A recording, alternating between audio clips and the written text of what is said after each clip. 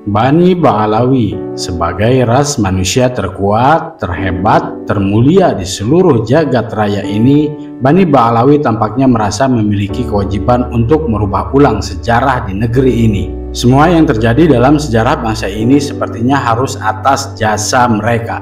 Segala sesuatu yang terkait dengan sejarah negeri ini harus mereka belokkan, harus mereka pelintir supaya semuanya ada peran besar dan keterlibatan mereka di dalamnya.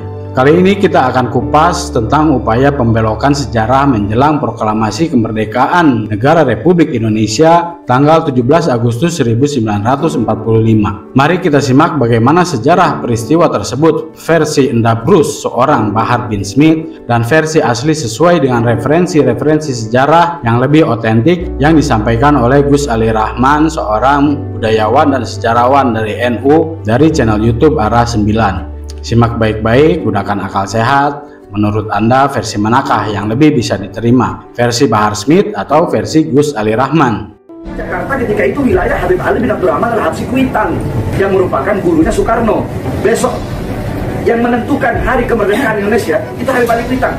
Yang menentukan hari kemerdekaan Indonesia itu Habib Ali Kuitang.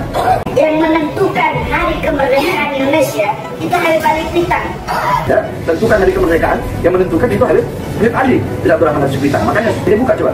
Soekarno besok 17 Agustus 16 malamnya itu Soekarno ada di Kuitang nginep di rumah Habib Ali. 16 malamnya itu Soekarno ada di Kuitang nginep di rumah Habib Ali. 16 malamnya itu Soekarno ada di Kuitang nginep di rumah Habib Ali. Makanya ketika memproklamasikan kan agak telat di koran-koran Belanda. Telat ketika memproklamasikan kemerdekaan. Kenapa? Karena Soekarno tidur di rumah Habib Ali Kuitang. Edisi kali ini biar lebih nyambung kepada bahasan saya tentang Bapak Ahmad Soebardjo, karena beliau adalah saksi kunci satu diantaranya terkait dengan penculikan Pak Karno dan pembebasannya serta detik-detik proklamasi. Maka edisi kali ini saya akan fokuskan kepada detik-detik proklamasi di mana Bung Karno diculik dan benarkah malam itu Bung Karno nginep di rumah Habib Ali Kuitang. Apa yang disampaikan oleh Bahar bin Smith itu ada kesamaan isi dengan yang disampaikan oleh seseorang dalam sebuah video yang beredar sejak beberapa tahun yang lalu. Intinya sama, titik poinnya bahwa pada tanggal 16 malam itu Bung Karno nginep di rumah Habib Ali Al-Habsyi Kuitang dan minta izin untuk memproklamasikan kemerdekaannya. Jika Anda menyaksikan tayangan kami pada edisi Pak Ahmad Soebardjo mungkin sudah terjawab, tetapi baiklah akan saya ulas lagi.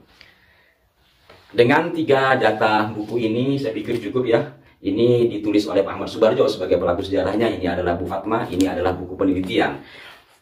Sangat tidak mungkin Bung Karno pada malam itu berada atau pamit dulu ke Habib Ali Kuitang. Kenapa? Kita coba runut dari beberapa waktu sebelumnya. Tanggal 9 Agustus 1945, Bung Karno sudah tidak ada di Indonesia.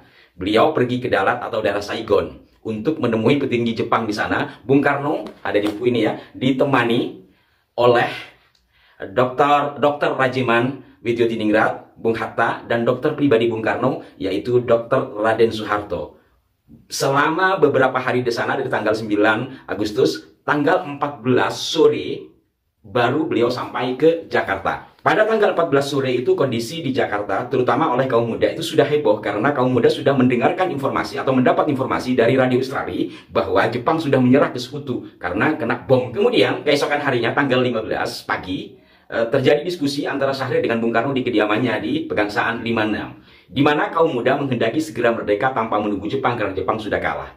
Sampai siang, kemudian Bung Karno, seperti dikisahkan oleh Pak Ahmad Soebardjo, mencari informasi bersama Bung Hatta, menemui Maida. Benarkah Jepang sudah tunduk atau kalah dengan sekutu? Sebab informasi sebelumnya kan hanya melalui radio. Maida tidak bisa memberikan jawaban dengan pasti. Kemudian pada siang hari juga dikisahkan dari 2 buku ini. Ya, 15 siang hari itu datanglah utusan ke rumah Bung Karno, kaum muda yang menghendaki segera Bung Karno dan Bung Hatta untuk memproklamasikan kemerdekaan. Jadi sehari itu penuh dengan ketegangan antara kaum muda dengan kaum tua. Kaum muda ini ya diantaranya adalah Sultan Syahrir, Wikana, Sukarni, Khairul Saleh dan lain-lain. Sementara kaum tua adalah Bung Karno, Bung Hatta, Ahmad Soebardjo yang ada pada panitia persiapan kemerdekaan. Singkatnya, tanggal 15 malam, 2 buku ini mengisahkan sekitar pukul 11, Pak Ahmad Soebardjo mendatangi kediaman Bung Karno. Ternyata di sana sudah ada Wikana dan kawan-kawan. Wikana ini adalah kelompok pemuda untuk kemerdekaan. dan beberapa sahabatnya. Di situ juga ada Bung Hatta. Terjadi perdebatan panas. Bu Fat juga sampai gemeter dalam bukunya mengisahkan apa yang diperdebatkan. Pokoknya Bung Karno dan Bung Hatta besok segera memerdekakan negeri ini. Terjadilah ketegangan sampai Bung Karno juga marah. Singkatnya, jam 11 sampai setengah 12 selesai. Pada malam itu adalah malam Ramadan. Sekitar waktu sahur, rumah Bung Karno diketok orang. Ternyata yang mengetok adalah Soekarni dengan membawa senapan. Yang mana kedatangan Soekarni bersama anggota PETA yang lain itu adalah untuk membawa Bung Karno. Setelah Bu Fat juga ikut masuk ke dalam mobil, ternyata di mobil sudah ada Pak Hatta. Jadi pada sekitar waktu sahur itulah Bung Karno, Bung Hatta, termasuk akhirnya Bu Fat dan Guntur Bayi pada saat itu dibawa oleh kelompok PETA.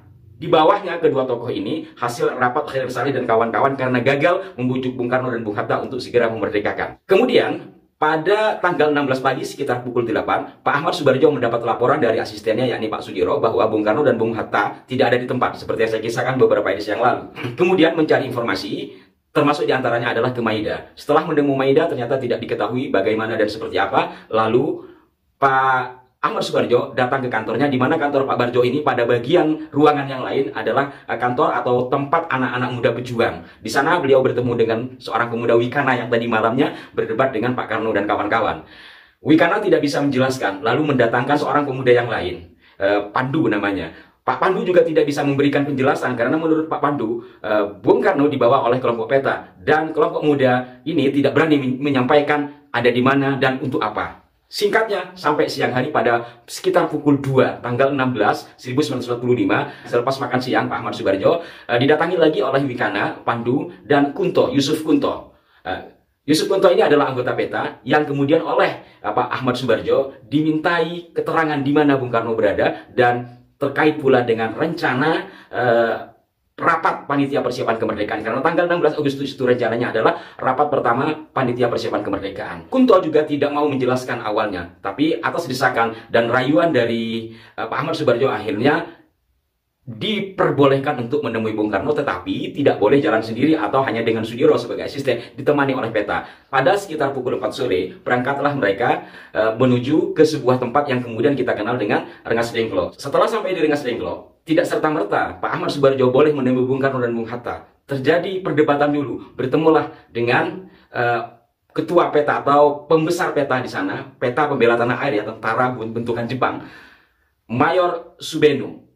Terjadilah debat yang alot terkait dengan kemerdekaan. Singkatnya kemudian setelah berbagai cara disampaikan oleh Pak Ahmad Subarjo, maka luluh juga Pak Subenu kemudian mengizinkan Bung Hatta dan Bung Karno dibawa ke Jakarta dengan catatan malam ini juga, tengah malam ini harus proklamasi kemerdekaan. Pak Barjo tidak bisa menyanggupi karena harus rapat dan segala macamnya. Lalu Pak Benu bilang besok pagi jam 6. Jam 6 masih memungkinkan belum, sehingga akhirnya sang mayor bertanya lebih tegas, kalau sampai tidak merdeka apa jaminannya? Dengan tegas pula Pak Ahmad Subarjo menjawab, setidaknya tengah hari besok, kalau sampai tidak terjadi proklamasi kemerdekaan, tembak saya, nyawa taruhan saya. Maka dari sini kemudian diperbolehkan pulang. Artinya kembali ke Jakarta sekitar pukul 9 malam. Pukul 9 malam dari Rengas Dengklok, bayangkan Rengas Dengklok pada tahun 1945 kayak apa naik mobil tua, begitu kisah dari Pak Ahmad Subarjo. Singkatnya, pada sekitar pukul 11 atau 12 itu sampai ke Jakarta, menurunkan Bu Fat, kemudian mengantar Pak Hatta, lalu mereka langsung menemui ke rumah Maida, Laksamana Muda Maida, sebagai penghubung dari Angkatan Laut ke kaum nasionalis. Pada sekitar jam 1 atau jam 12 ke atas, rapat belum dimulai walaupun di rumah Maida sudah banyak orang baik dari panitia persiapan kemerdekaan atau dari kaum muda pejuang. Tiba-tiba Pak Hatta dan Pak Karno berikut Maida keluar. Enggak ketahui awalnya kemana. Belakangan baru diketahui ternyata mereka bertiga itu menemui petinggi Angkatan Darat Jepang. Karena antara Angkatan Darat Jepang dengan Angkatan Laut itu berbeda. Sementara Maida adalah Angkatan Laut, khawatir di tengah rapat nanti terjadi sesuatu. Kemudian sementara Pak Barjo sendiri seperti yang pernah saya kisahkan, dia dibawa Soekarni katanya dipanggil oleh Sultan Syahrir ke daerah Manggarai kalau daerah sekarang. Ternyata setelah sampai Manggarai tidak bertemu, hanya menitipkan selembar kertas yang berisi nama-nama. Singkat cerita, pada sekitar jam 2 dini hari terjadilah rapat mereka bertiga di ruang makan dan menghadapi meja makan. Yang pertama tentang teks proklamasi. Pak Soekarno menanyakan kepada Pak Barjo yang merupakan panitia 9 tentang pembukaan Undang-Undang Dasar. Dan disitulah kemudian disusun secara bertiga. Singkatnya kemudian terjadilah penulisan teks proklamasi yang ditulis tangan oleh Pak Karno, tetapi berdasarkan pemikiran 3 orang ini. Lalu selesai ditulis, dibaca di depan forum. Ketika dalam pembacaan forum ini terjadi perdebatan, termasuk ketika siapa yang akan menandatangani. Ini terjadi perdebatan alot. Alhamdulillah, berkat kecerdikan Suyuti Melik, kemudian yang menandatangani hanya atas nama bangsa Indonesia adalah Soekarno dan Hatta. Sebelumnya sangat ribet, terutama juga pada kalimat yang ditulis oleh Bung Karno atas masukan 2 sahabatnya ini. Ini juga sempat mendapat protes dari Soekarno. Singkatnya kemudian menyetujui, dan ketika teks itu diketik oleh Suyuti Melik, Bung Karno, Bung Hatta, dan Pak Barjo makan sahur. Selesai makan sahur, dibaca di depan forum, kemudian diputuskan. Lalu diputuskan juga bagaimana cara, di mana tempat upacaranya, bagaimana memproklamasikannya. Jadi alotlah pada saat itu sampai jelang subuh. Hingga kemudian pada pukul 6, menurut keterangan dari Pak Ahmad Subarjo, mereka pulang dari kediaman Maida. Menurut Bu Fatmawati, mereka pulang pada pagi hari atau subuh. Ringkasnya dari semua uraian ini, kira-kira pada jam berapa Bung Karno mampir atau pergi ke Habib Ali Kuitang untuk meminta restu guna memproklamasikan, apalagi disebut nginep. Jauh sekali apa yang disampaikan 2 orang dalam video tadi dengan keterangan pelaku sejarahnya. Maka dengan demikian, jika ditarik kesimpulannya sesuai dengan data-data yang ada, 2 orang yang menyampaikan kisah tentang Bung Karno nginep di rumah Habib Ali Kuitang menjelang proklamasi kemerdekaan itu adalah bohong. Sebab tidak sesuai data. Bagaimana?